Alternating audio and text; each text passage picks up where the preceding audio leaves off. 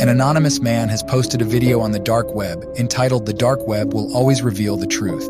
The Pyramids Are Not What You Think."